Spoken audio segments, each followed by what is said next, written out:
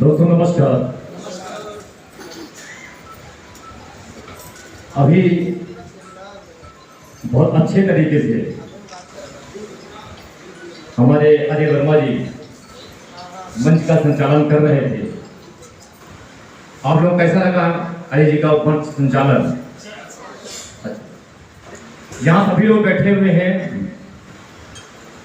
मुझे लगता है कि लगभग 80 से 90% लोग धनवंतरी को ज्वाइन कर रखा हुआ है।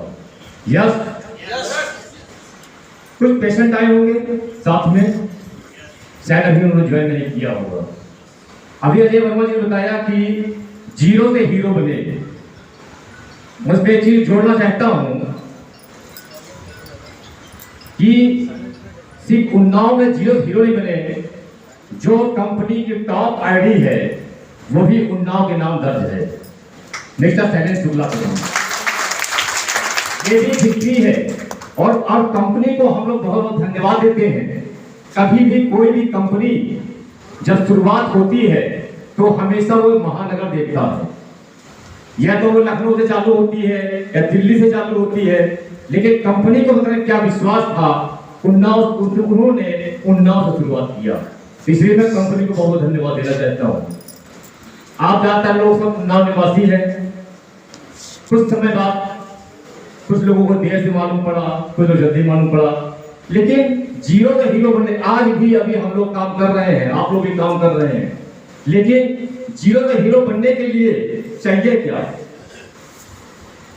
क्या चाहिए? लगन की बात तो बहुत बात की बात है। सबसे पहले चाहिए होता है हमें डिसीजन, निर्णय लेना। निर्णय लेने की क्षमता नहीं होती आदमी के अंदर। वो पहले से ही इतना काबिल आदमी होता है, उसको सब मालूम दुनिया को।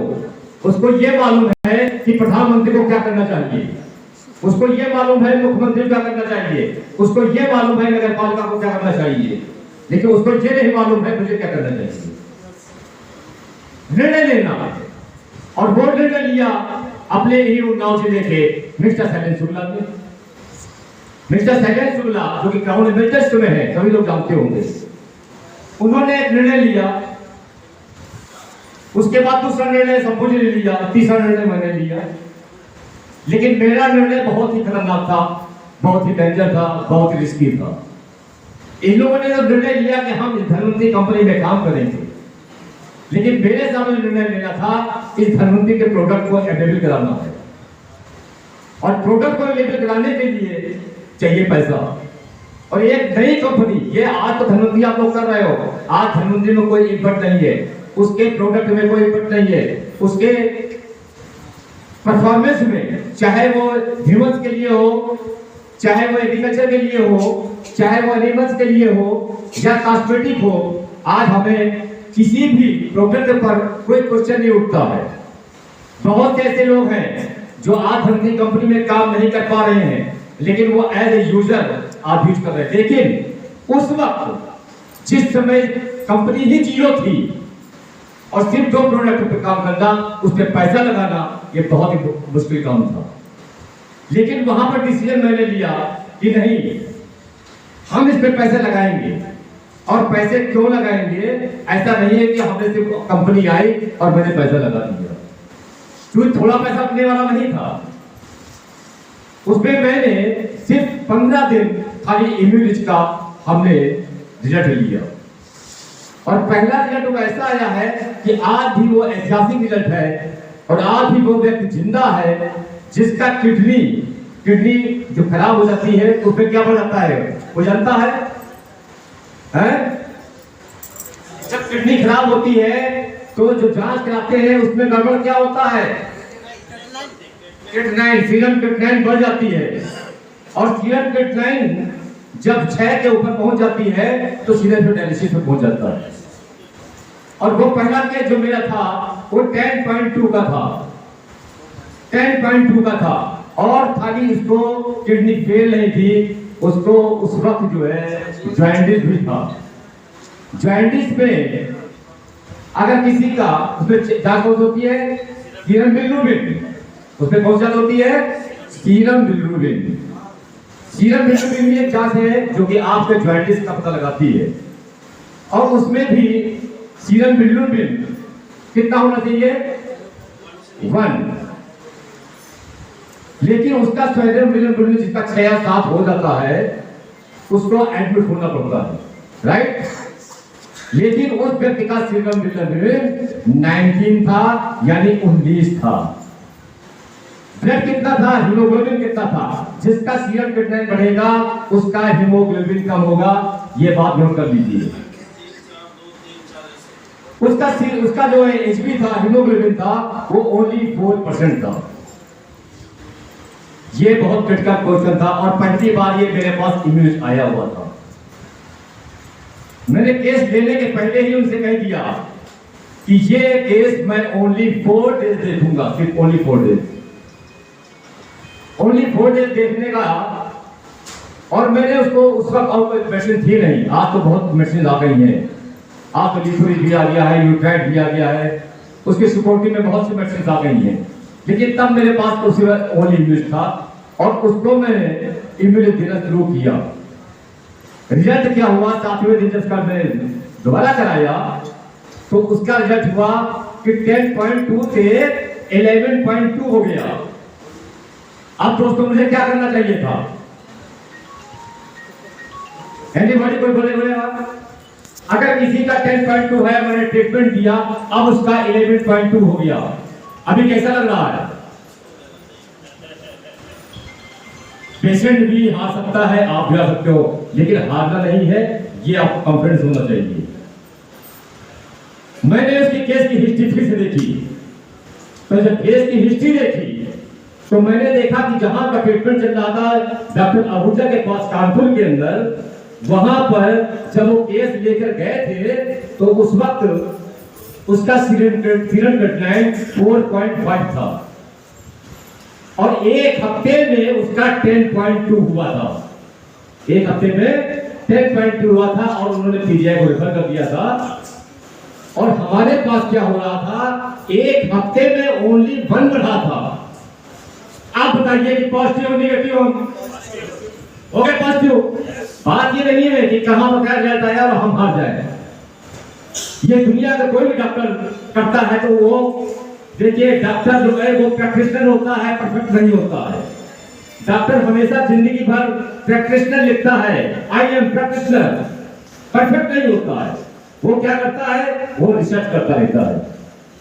दोस्तों, ये स्टोरी कहने का मतलब आया था कि आप लोग कभी भी किसी भी पॉइंट पे अपने को हार न माने। आपको नॉलेज नहीं है, आप अपने सीनियर पूछे, उसको नॉलेज नहीं है, उसके सीनियर पूछे। और केस की हिस्ट्री में स्पेशली मैं बात कर रहा हूं पेशेंट की, कि उसके केस हिस्ट्री पे जरूर जाए। अब कोई आदमी बोल रहा है कि मेरे घुटनों में दर्द हो रहा है, कब से दर्द हो रहा है? 20 साल से। और वो कह रहा है मेरे 15 दवा खाली में दवा मिलेगा। साहब वो तो नहीं मिलेगा, नहीं मिल सकता है। 20 साल का कोई बीमार है, 20 साल से बीमारी है, उसके पहले बीमारी आई होगी, 15 दिन में से ठीक हो जाएगा। अगर 15 दिन में मैं ठीक कर सकता हूँ, दुनिया की कोई दवा 15 दिन ठीक कर सकती है, तो वो दवा जो है हम 1500 में नहीं, उसको मैं 1.5 लाख में दूंगा और मुझको लेना पड़ जाएगा। मैं 1500 में क्यों दवा दूंगा अगर 15 ठीक कर सकता हूँ 20 साल की बीमारी? ऐसा नहीं होता है। अगर 20 साल की बीमारी है तो मुझे कम से कम 20 महीने चाहिए, राइट? 20 महीने चाहिए। अब मैं भी बात करने आ रहा हूं कि उस वक्त पैसा लगाना, और उस वक्त मैंने इस कंपनी में विश्वास करके, क्योंकि वहां पर रिजल्ट आज हुआ था, आज लगभग 12 साल हो रहे हैं। वो जौनपुर का है सुरेश शर्मा करके, आज भी वो वहां पर जिंदा है। और जो मैंने कहा था कि जिंदगी में तो कभी हार्ड वर्क नहीं करोगे, जिंदगी में कोई भारी काम नहीं करोगे, लेकिन वो ठीक होने बाद 6-7 साल तो नहीं किया, लेकिन अब वो पूरा तरह से पूरी जिंदगी से जान जिंदगी जीते हैं। यानी वो कारपेंटर है, और कारपेंटर का काम जानते हो कितना हार्ड होता है। वो जलाते हैं लकड़ी घिसने के लिए, बहुत ताकत की चीज चाहिए, और वो अभी जिंदा है। जब ये रिजल्ट आने लगा मेरे पास, उसी वक्त चूंकि प्रोडक्ट की एलोटी नहीं हो पा रही थी, उस वक्त मैंने 1, 2 लाख, 4 लाख, यहाँ पर किसी से कहीं तो 50,000 लगाना है, वो सोचता था 50,000 30 लाख रुपए लगाए थे उस वक्त, जिसमें पूरे उत्तर प्रदेश की सेल ही मात्र 5 लाख रुपए की। अगर वो डिसीजन नहीं लिए होते तो ऐसा नहीं है कि धनवंतरी काम नहीं करती, धनवंतरी तो काम करती, धनवंतरी का काम ही रुकने वाला था, क्योंकि वो उनका मिशन था, वो रुकने वाले नहीं थे। लेकिन हम ना होते, हम ना होते कोई और होता। तो डिसीजन बहुत इंपॉर्टेंट है। लगन की बात आती है कि लगन ये हो जाए, हमको जुनून उसके अंदर आना चाहिए, हमें रात दिन अपने पेशेंट्स के प्रति जो है ईमानदार होना चाहिए। ये सब बात की बातें हैं। सबसे पहले डिसीजन लेना वो जरूरी है। दूसरा, आज के तारीख में अगर किसी से समस्या पूछो, किसी के घर में एक्स वाई और जितने लोग यहाँ बैठे हुए हैं, बाहर हैं, पड़ोसी हैं, रिश्तेदार हैं, किसी के पूछोगे तो दो ही समस्या है उसके पास। उसके पास कौन सी दो समस्या है? एक तो बीमारी, यानी उसकी हेल्थ की प्रॉब्लम के घर में किसी की सही नहीं है आज की डेट में, और होने वाली भी नहीं है। ये भी समझ लीजिएगा, होने वाली भी नहीं है। और दूसरा, उसको इकोनॉमिक, आर्थिक रूप से हर घर में परेशानी है, वो कितना भी कमा ले।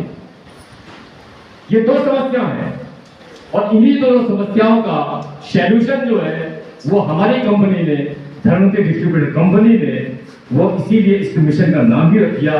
क्या मिशन नाम रखा? आप लोग बताइए जोर से। Health India and wealth India, यानी स्वस्थ भारत, पूरे भारत की बात कर रहे हैं, ठीक है। और समृद्धि भारत